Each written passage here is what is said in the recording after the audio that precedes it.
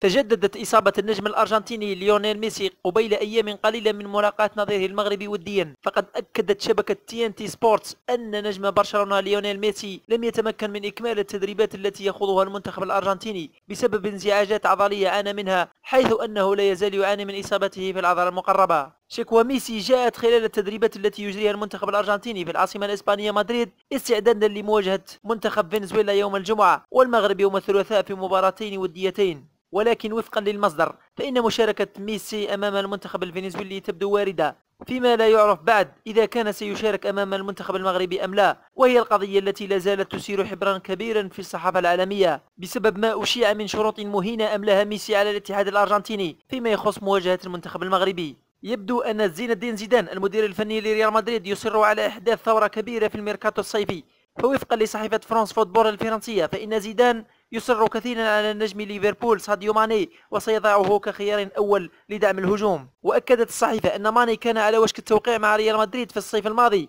ولكن استقالة زيدان من قيادة الميرينغي أوقفت الصفقة. في حين أشارت الصحيفة إلى أن عودة زيدان لقلعة سانتياغو برنابيو منحته كل الصلاحيات للتحكم في الميركاتو المقبل وإعادة بناء الميرينغي للمنافسة على البطولات المحلية والأوروبية. ويعيش ماني فترة رائعة مع ليفربول جدا مع ليفربول، وسجل هدفين مؤخرا في شباك العملاق بايرن ميونخ، وساهم في تأهل فريقه إلى الدور ربع النهائي من بطولة دوري أبطال أوروبا. للإشارة فإن الدولي السنغالي كان قد جدد عقده مع الريدز في نوفمبر تشرين الثاني الماضي حتى صيف 2023، كما رفع راتبه إلى 8 ملايين يورو في الموسم.